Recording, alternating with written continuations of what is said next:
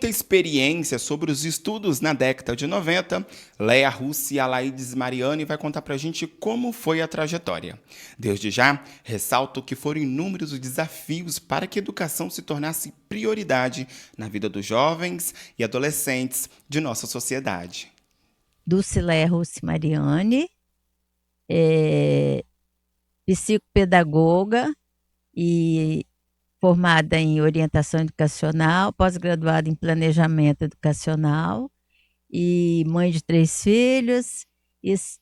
Comecei o processo educacional a trabalhar em Jaguaré em 1973. Quando vim, eu nasci em Cachoeiro, retornei, fiz meus estudos de segundo grau, de fundamental e segundo grau em Anchieta, no Colégio Maria Matos, das Irmãs. Fui levada por uma irmã aqui de Jaguaré, irmã Tereza Altué, cujo nome nós demos à escola em homenagem, porque fui eu e mais 4 meninas daqui. E trabalhava aqui, comecei de manhã, depois logo passei para de tarde e no final do ano estava à noite, de manhã, de tarde, de noite. E aqui conheci meu digníssimo, que era meu diretor, e nos casamos. Né? Estamos com 49 anos casados e foram 38 anos dedicados exclusivamente à educação de Jaguaré. O Alaides esteve prefeito, eu, como primeira-dama, fazia todo o trabalho voluntário, porque eu era chefe de subnúcleo de educação ligada ao governo do estado e ali eu continuei. Tá. Eu sou natural de Rio Bananal, cidade aqui perto, né? E eu vim para Jaguaré em 1973, janeiro de 73. Não tem mais de 50 anos, né? E na época eu vim convidado para ser o diretor do antigo ginásio de Jaguaré. Na época eu cursava faculdade, em 1974 eu me formei, sou licenciado em língua portuguesa, em língua francesa e respectivas literaturas. E posteriormente eu me formei advogado, hoje eu exerço a função de advogado. Mas a minha trajetória como estudante, eu estudei no seminário de Rio Bananal, depois eu passei para o seminário de Eloy Mendes, lá no sul de Minas, Colégio São José. Eu sou da turma de 1970 do Colégio São José, um colégio famoso do sul de Minas. E em 73, então, eu vim para Jaguaré para ser o diretor do ginásio, porque na época uma exigência legal era de que, para ser diretor, a pessoa tinha que ter ou estar cursando o ensino superior. E, infelizmente, na época não tinha ninguém que preenchia esse requisito. Então eu vim para Jaguaré por isso, e aqui desenvolvemos um trabalho no ginásio de Jaguaré. Em 1974, nós fundamos o técnico em contabilidade, que formou vários contadores. Aqui em Jaguaré tem vários técnicos, né, em contabilidade. Fundamos o ginásio de Água Limpa, o ginásio de Barra Seca, fundamos o ginásio de Fátima, fundamos o ginásio de Santa Maria, lá no município de São Mateus. Eu digo fundamos porque um processo desse de fundação envolve muitas pessoas, mas eu fui um participante. E participei ativamente na emancipação do município de Jaguaré. Eu fui o coordenador do movimento de emancipação. O requerimento que foi elaborado juntamente com outras pessoas, ele foi feito e datilografado, porque na época não tinha computador, na secretaria do ginásio Jaguaré, e aí deu sequência à história de Jaguaré da emancipação. Então, eu vim para Jaguaré para ser diretor e professor. Eu lecionei português, eu lecionei matemática, eu lecionei física, porque na época a carência era muito grande, não tinha pessoas qualificadas. Estou aqui até hoje. E aí, quais foram os principais desafios que vocês encontraram naquela época para poder fazer esse processo de alfabetização? Então, eu como fui para a área de primeira a quarta série, que eu comecei como professora, era uma dificuldade tremenda, né? Começando que Jaguaré estava num crescimento legal, já, né, já estava bem começando o desenvolvimento, era o ciclo da madeira, Jaguaré era o auge da madeira, e como professora, os desafios eram enormes. Começando que na turma, a minha diretora era formada e eu. O restante eram todos, a gente falava professor leigos, né? Porque ia pela vontade, assim, a gente gostava e chamava para o desafio e pegava a turma e a gente ia junto caminhando, né? Eu falo que era uma era que era cuspe e giz, né? Não tinha, era aquele quadrozinho, nem um giz colorido, se a gente quisesse uma coisa diferente, a gente tinha que comprar.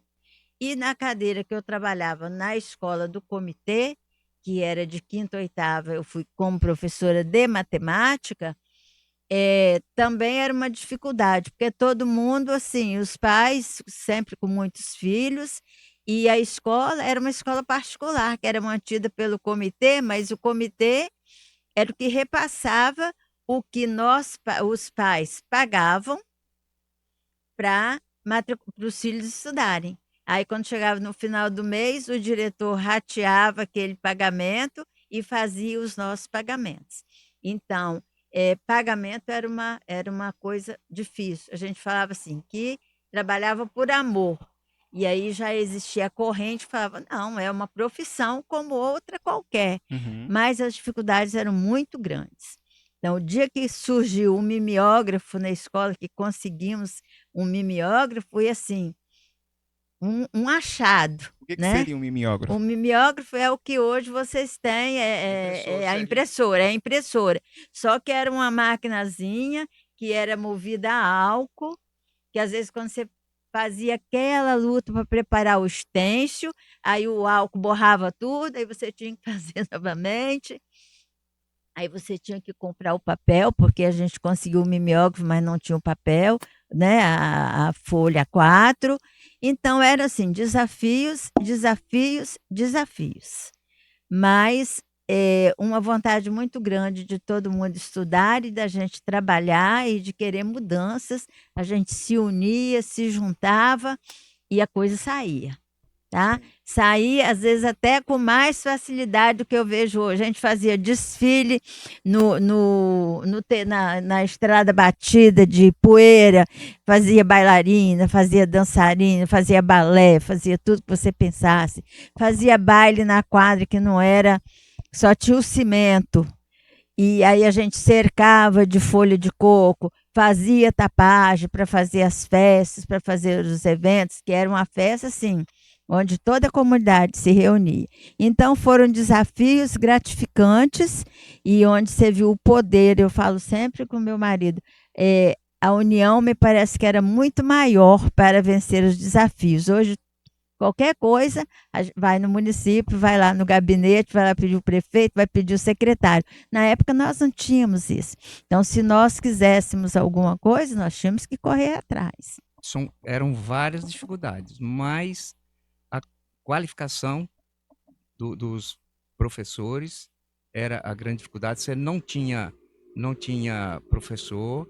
Eu me lembro, essa semana passada mesmo eu estava lembrando com um colega de profissão que a gente trazia professor de São Mateus.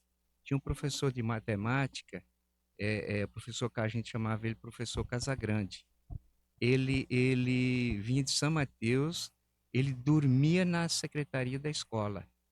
Ele vinha de ônibus para dar aula à noite e dormia na escola. E aí tem um fato até interessante, que depois, se quiser, eu posso até contar, relacionado a esse professor. Mas a dificuldade material, que é o que Dona Leia falou, salário sempre atrasado, não tinha salário em dia, e a dificuldade de instalação, não tinha energia em Jaguaré na época. Então, o ginásio Jaguaré e o contabilidade de Jaguaré, a gente funcionava até 8 horas com energia, que era fornecido por um motor, não sei se o Túlio lembrou disso aí. Não, falou não. Não, Não. mas que era cedido pelo município de São Mateus, e depois a gente terminava as aulas com lampião a gás, cada sala tinha um lampião, entendeu? e a gente acendia o lampião e ia até terminar a carga horária. Então, essas são as dificuldades da época. O tal mimeógrafo que Dona Léa falou era a maior dificuldade. Você tinha que datilografar o tal do stencil, que era um carbono inverso, era um carbono inverso, e aí você jogava no mimeógrafo, rodava folha por folha, e as provas eram passadas desse jeito, os trabalhos, as comunicações eram feitas desse jeito. Desse jeito. E aí, com todas essas dificuldades encontradas, e, né, feito o trabalho ali pelo amor, basicamente, quais métodos você usavam para poder vocês alfabetizar de fato as crianças, né? No meu caso, o método era oral, era a aula GIS, era o método que a gente tinha. Trabalho em casa, muito pouco, porque era mais a presença do aluno na sala de aula. Então, o aluno ele tinha que estar presente para ouvir o que o professor, e logo depois, no segundo ano, a gente já conseguia, através de uma livraria de Vitória, trazer uns livros didáticos. Aí depois teve um programa do governo que fornecia o livro didático subsidiado. Uhum. E na alfabetização, que era relativa à de primeira a quarta série, então na primeira série, era o método silábico, O que seria esse método? é por sílabas. Uhum. Casa, ca, que, que, sa, se, si, as sílabas todas, era o método silábico, e a gente usava a cartilha Caminho Suave, que eu acredito que era uma cartilha assim, padrão, de vez em quando alguém lembra.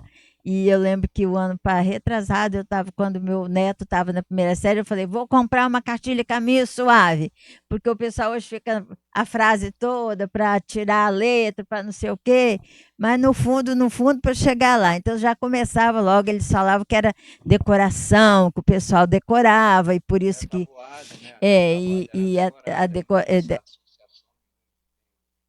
Então, mas nós tivemos professores famosos na alfabetização aqui em Jaguaré, e que o menino, às vezes, no jardim, eu fui diretora do jardim de infância, e às vezes o menino já saía da pré-escola, que na época era proibido, mas se você usasse o silábico direitinho, ele já saía, às vezes, da pré-escola lendo. Isso aí, muito Tá? bom. E aí, depois desse processo todo, né, além dos livros que vocês citaram que era bastante utilizado, havia alguma tecnologia que vocês usavam naquela época que ajudava no processo? Nada, nada, nada, nada, nada, nada. Jaguaré foi ter telefone aqui depois que emancipou, vocês que foi ter os primeiros 12 aparelhos de telefones, que foi distribuído para Jaguaré, e eram os orelhões, né? Então não tinha. Então, tecnologia nenhuma, era assim, era dos livros. A gente tirava as tarefas dos livros, tinha que colocar a cabeça para funcionar, para ver alguma técnica, alguma coisa diferente, o que você aprendeu. Aí você, que tinha uma formação, tinha alguns conhecimentos. Aí os outros, que eram todos leigos, né? Então, a gente estava sempre se reunindo, estudando e discutindo como fazer o melhor trabalho. Eu não sei se Túlio falou também, porque Túlio, antes de vir, ele foi prefeito de São Mateus. E nessa época, então, como era a nossa grande dificuldade, era o professor, que eram todos leigos, e aí Túlio conseguiu um programa no governo federal chamado Apronte. O que era esse Apronte? Era quem tinha a 8ª série, fazia tipo magistério, ia numa aula, é o que é a faculdade presencial, não presencial hoje. Eles iam, tinha aula no final de semana, depois retornavam, aí acho que foi em 80 e pouco, não lembro bem a data não, aí ia um carro levar o pessoal, ia um ônibus, alugamos um ônibus, o ônibus levava essas meninas e traziam. Aí nós formamos, na época, umas 30, 31 professores, então deu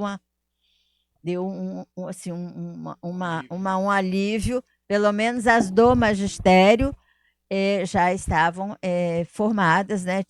Eram formadas, tinha qualificação até para receber também com a qualificação de magistério, foi Túlio que conseguiu isso, foi assim um avanço muito bom. Uhum. E aproveitando esse gancho, já que não tinha tanta tecnologia, né?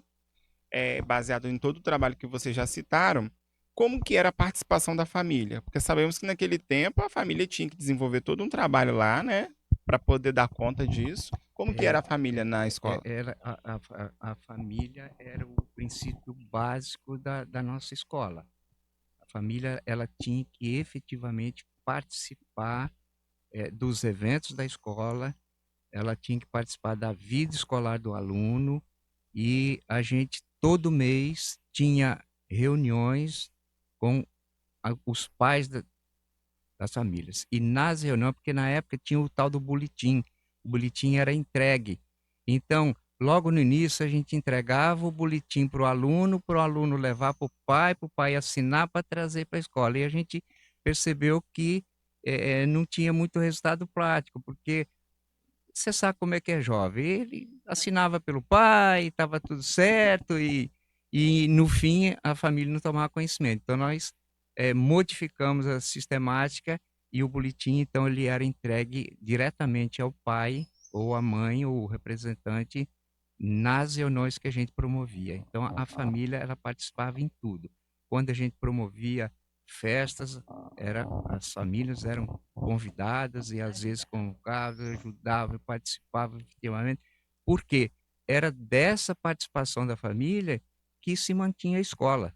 O aluno pagava, então a família tinha que participar, e nessas participações tinha as prestações de contas, tinha toda aquela sistemática de transparência, né?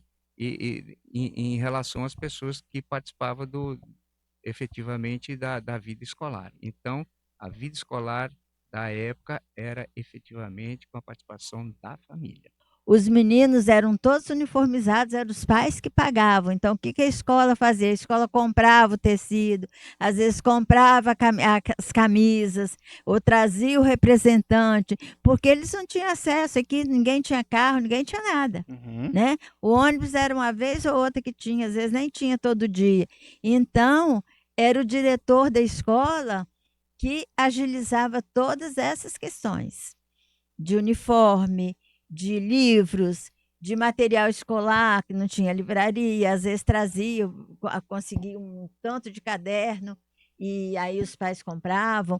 Então, era uma integração muito grande entre a escola e a comunidade. Baseando agora nesse ponto familiar, que é importante a gente também citar, como que era a educação na escola naquela época para os jovens, por exemplo, na questão sobre a questão sexual? Porque hoje você consegue pegar uma turma e falar abertamente sobre isso, né? Antigamente era bem restrito isso, tanto familiar quanto na escola. Explica pra gente esse processo.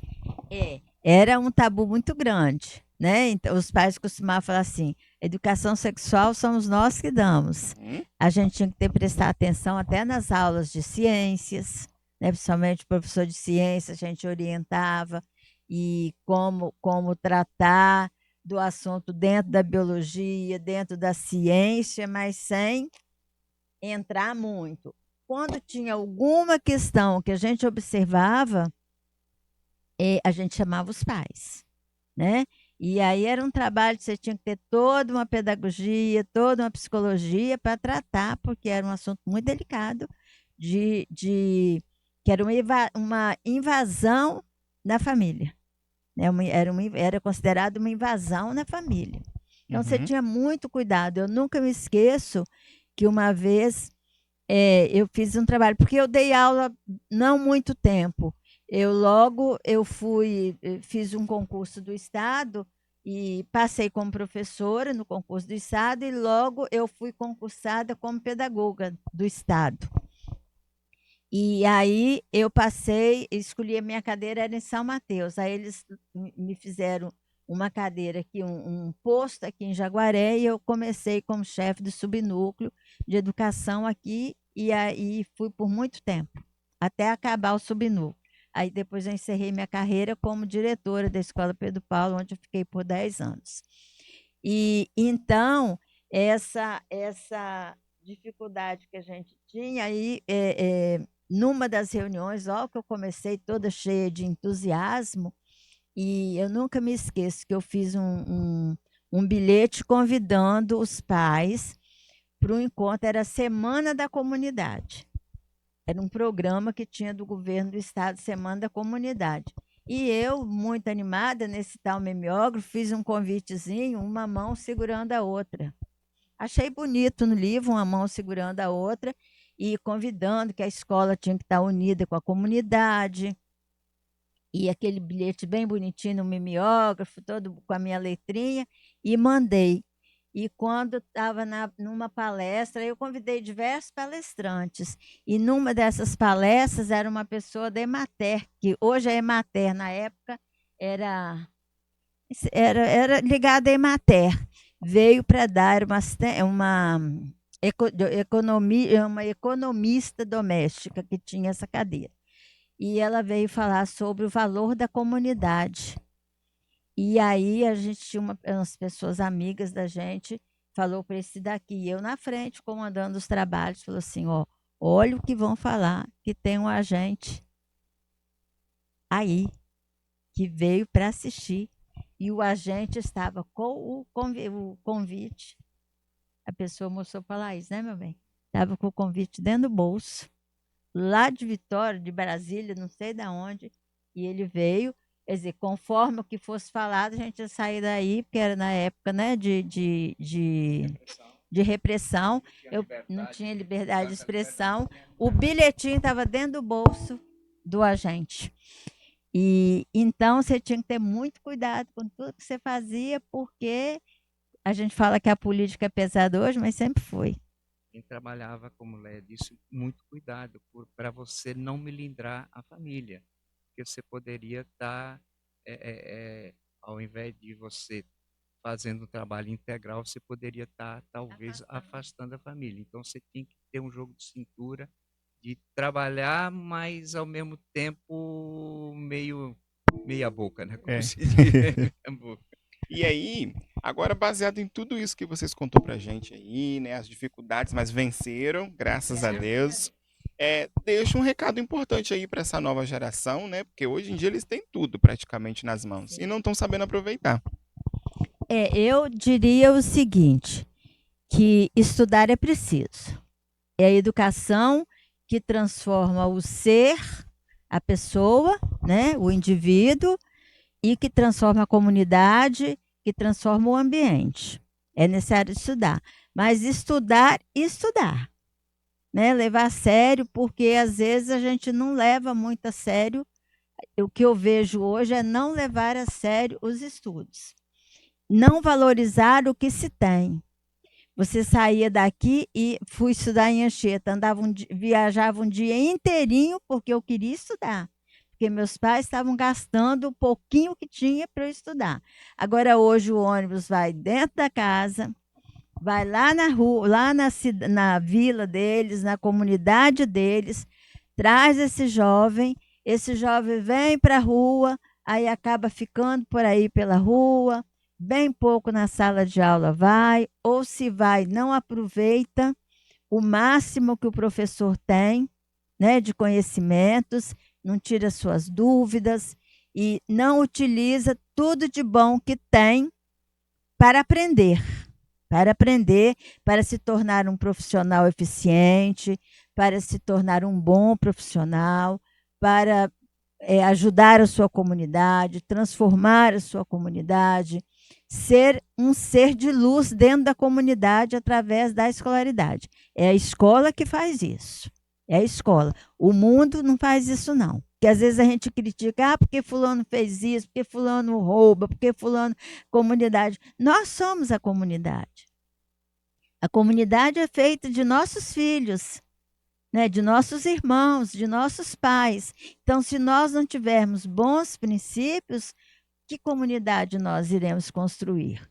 Então, a gente tem que aproveitar de toda essa tecnologia, de tudo isso que está à disposição e colocar a serviço do nosso saber, do nosso conhecimento, para eu ser um bom gari, um bom vigia, um bom pedreiro, né? Saber levar o meu trabalho com eficiência naquilo que eu escolhi, porque qualquer profissão é digna e é legal, se eu levo com afinco, com responsabilidade, com conhecimento. Que os jovens saibam aproveitar toda essa disponibilidade que tem a serviço deles. Que as coisas foram bem mais difíceis para chegarmos ao que estamos aqui. O Jaguaré hoje, se o Jaguaré hoje é o que é, não só na educação, na cultura, na agricultura, no seu desenvolvimento, e o resultado hoje é um fruto que veio lá de trás. Começou lá com o Comitê para o Melhoramento de Jaguaré, que fundou, a primeira preocupação do comitê foi fundar uma escola, o ginásio de Jaguaré, e manter essa escola até, eu não sei, até os anos 1987, por aí, entendeu? Então, esse trabalho hoje está dando resultado. Então, que os nossos jovens hoje reflitam sobre o que é o Jaguaré hoje, mas que é o fruto de um trabalho que veio lá de trás. E o futuro de Jaguaré, o jovem tem que entender que está nas mãos dele. Então, daqui a 40, 30, 20 anos, a geração de lá vai dizer a mesma coisa que eu estou dizendo aqui. Foram os jovens lá de trás que fizeram com que o Jaguaré chegasse. Então, o que eu digo para esse jovem, aproveite a sua oportunidade que estão sendo dadas, façam parte da comunidade, participem efetivamente de todos os programas que tem aí, porque lá na frente, com certeza, o sucesso vai estar garantido para todos nós.